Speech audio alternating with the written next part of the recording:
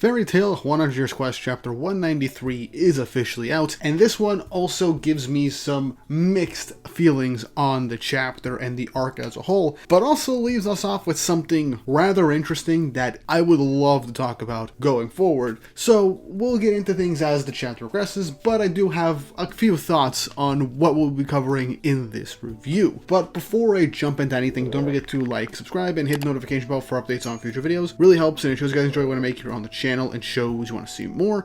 Also, if you're not already, go and check out my manga podcast, Shonen Pulse, on the Panel Focus YouTube channel, where me, Nox, Yatogami, and Papatrafi talk about 9 different manga from 3 separate magazines on a weekly basis. It's a lot of fun. We just hit 1K subscribers, and I really would appreciate if you guys go to check it out, in case we're talking about anything you like that you're currently reading, or maybe our discussions will get you interested in another manga that you're currently not reading or on the fence about. It's a lot of fun, and I think you guys will enjoy it. And I also have a second channel to myself called GW Comics, where I talk about American comic books. Right now I'm doing some miscellaneous stuff, but right now I'm mostly a Marvel DC guy, but expect more diverse reviews and content for that channel going forward. I want to experiment on that as well. It's a passion project of mine, so go and check it out if you haven't already. Links to both of these channels will be in the descriptions and in the title cards that will pop up above. Now then, let's jump right into the chapter. Chapter 193 of 100 Years Quest, titled Black Dragon's Successor. Cover image is of Bestia, and we have no idea what her human form is like. Again, she's probably my favorite out of all of the Fire and Flame characters that had Dragonified forms. She is definitely my favorite overall. I have no notes on the design. Looks really, really cool and menacing, and sometimes it makes me feel like she popped out from a different manga. So, points there to the design. But now on to the actual chapter, where Fire and Flame are all on the ground, and Natsu's getting ready to lead the group to go and find Ignia, but they have no real idea where he's gonna be, and Natsu doesn't want to ride anything to get to that location, considering that he's just trying to run there at this point, and Happy might be exhausted from flying the entire time. But then something catches his attention as Eleftheria appears in her chest, in her cleavage. I mean, Lucy knocks him right out and just says, "Would you stop doing stuff like that when we're trying to be serious?" And I kind of agree. Look, there's a time and a place for jokes. I don't mind the humor in Fairy Tail, but it feels like 100 Years Quest, sometimes the humor is just like kind of forced, especially in this instance. So yeah, I'm already tired of the Eleftheria kind of a pervert joke. It's not funny to me anymore. Let me know if you guys still find it funny. I don't.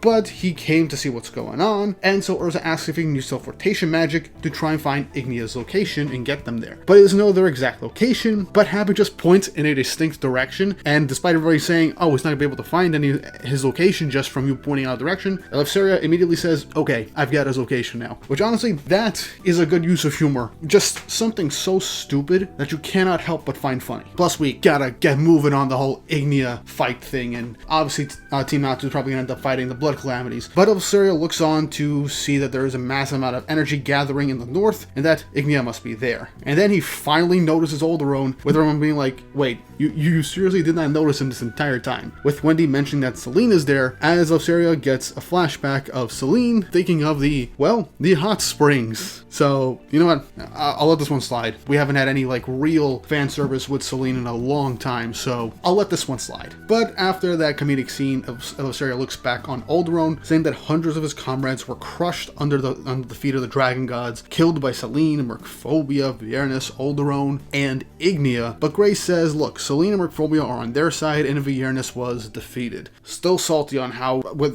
things went with that, but I've already made my piece on that. Erza says that she's sure that Selene and their friends are going to defeat Alderone as well, and so they have to go settle this. Eleftheria says that the last of the dragon gods in the 100 Years Quest is finally for the taking, and so it's time for them to end this 100 Years Quest, as he uses his teleportation magic to seemingly take them straight to Ignia. All while Wed is looking on, trying to struggle and get back up, but then he starts to steam as he's wondering what's going on, and his dragonification is being undone. Same with the rest of the Fire and Flame members, as he's wondering what's going on. Now, the explanation they're giving is probably because they lost, and even the Signario sisters are kind of humiliated that they lost to the same opponent twice, but Wed saying that this isn't over just yet. Now, it's very possible that maybe the Lacrima in the area got destroyed, or maybe they just used up too much magic power and then the Dragonification ended up being taken away. I don't know. Maybe it has something to do with Ignia and the revival of the Blood Calamities, for all we know, since they were his true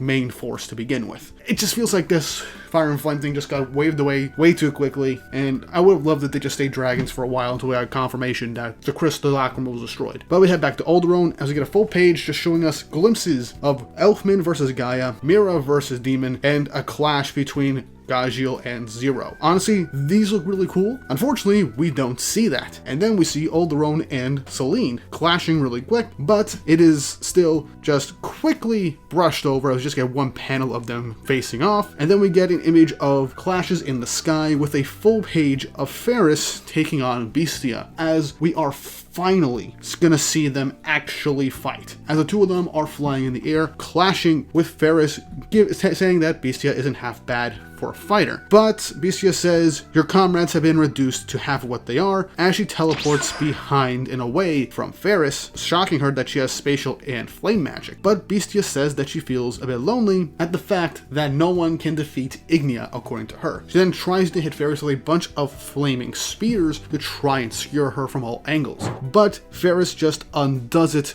and just says she is lonely too, that there is someone out there who is unaware of the legendary black dragon ACNOLOGIA's power. Now, this is where I get a bit of hype, because in a 2-page spread, Faris unleashes ACNOLOGIA's strength, his power. We get to see a full image drawn of ACNOLOGIA in this series, and it still looks awesome. It still looks amazing, with Bestia just looking kind of satisfied being able to look at Faris using this power. Also, I love with the perspective, it's almost like Faris is the left arm of ACNOLOGIA. Looks really, really cool. But as Faris unleashes ACNOLOGIA's power, she teleports behind Faris, saying the black dragon was beaten by flames, hitting Faris from point blank from behind with a fire and flame rondo, launching her into the sky. But Faris isn't fazed by this, saying, dancing flames, huh? I recall those, which catches Bestia's attention as in a really massively intimidating close-up of Faris's eye, says, humans and dragons alike tremble in fear before me, the black dragon, wings of darkness, ACNOLOGIA. As, with a wave of her hand, Faris completely bisects and seemingly destroys Bestia, as it seems that their fight has come to a quick and abrupt end, with the last thing Faris says, have you remembered now? And that's how the chapter ends. Now, I'll still circle back on the whole Faris beating Bestia thing in a second. First off, while I am glad that we're getting straight to the Ignia thing, this kind of shows that maybe Mashima isn't going to go the route of Natsu eating Bestia's flames like was previously stated beforehand. That could still be the case. They might teleport there by mistake, for all we know. I don't know. But with Bestia being defeated, seemingly killed by Faris, it does seem likely that Mashima is just taking this one plot point and just tossing it away like the rest of Fire and Flame just to get to the rest of the dragons in Ignia, maybe to wrap up this section of the story or whatever. I don't know. I don't know what's going on right now. Things could be explained and tied up better in future chapters, but I have my grievances on that. I also don't like the fact that we're still only getting brief glimpses of these other 4 fights, and it feels like we're just gonna go straight to the end of the fights and make them last only 1 chapter, for at least the demon fights. Maybe Gajiel will get 2, for all we know. I got no idea. And Selene and Alderaan is off screen, and that still sucks. It really does. Because these are all really cool and hype fights, and I want to see more of these characters fighting. Juvia got a whole chapter for her fight, and I do want the rest of Team B to at least get more than that to flesh things out. And then we get the Faris section, which was cool. I liked it. Could have been a bit longer, but at the same time, makes sense. She has ACNOLOGIA's power. The fact that she doesn't just mollywop one person with minimal effort with even a good chunk of his power would feel like we are nerfing ACNOLOGIA's power, making the characters too strong. But that's just me. This really does add into my whole, problem from the last review video that I made, that the pacing of this arc has just gotten so weird and all over the place with the constant perspective shifts that it feels like Majima has no idea who to focus on and how much time he wants to give to these characters. Because even if he does have an idea of how to end 100 Years Quest, it really feels like he's kind of just scrambling to get certain fights done and set up other things to hype people up more and continue with going further. It just feels like he needs a second to just focus on one section of this arc and then finish that and then get to the climax, because it really feels like things are just all over the place. And that's kind of how it's been for the past 2 months now. It's a pain in the neck for me. I know I have my issues, but I still like the series, but I really need him to just lock in and get things done in a manageable pace. But another part of the chapter that I actually kind of liked, gets the theory brain going, is Faris using ACNOLOGIA's power for the second time. First time was when she clashed against Ignia upon her introduction, and now the second she actually uses ACNOLOGIA's power, she just instantly wins the fight. Which again, makes sense. ACNOLOGIA is still considered the strongest character in all of Fairy Tail, even by Mashima at this point. Even stated in interviews that even with the Dragon Gods, ACNOLOGIA was still the strongest character in the series. So Faris being able to one-shot another human turned dragon makes a hell of a lot of sense. And it is cool that we got the imagery of ACNOLOGIA with Faris using that power. But as she was being attacked and just won the fight in an instance, negating the flames and then just one-shotting Bestia, it's the dialogue she goes with. One saying that she is lonely, that no one else can acknowledge or knows the power of the legendary black dragon ACNOLOGIA, but it's what she says right before she destroys Faris, saying humans and dragons alike tremble in fear before me, the black dragon, wings of darkness ACNOLOGIA. Now this can mean multiple different things. Either once she uses ACNOLOGIA's power, she feels like him and feels like she has become him in that instance, or perhaps with that arm, and when she unleashes his power, she is quite literally channeling the ego of ACNOLOGIA based off of the residual magic that is in the arm that she preserved, and it's kind of giving her just a personality shift, as like a split personality, almost like ACNOLOGIA reborn through the arm through her. That in a black magic amp. So it could basically be something similar, like ACNOLOGIA being revived, at least in a spiritual sense, through Faris, through the arm. And it still goes to show just how legendary of a character ACNOLOGIA is, that even after his death, the entirety of 100 Years Quest is only done because of him.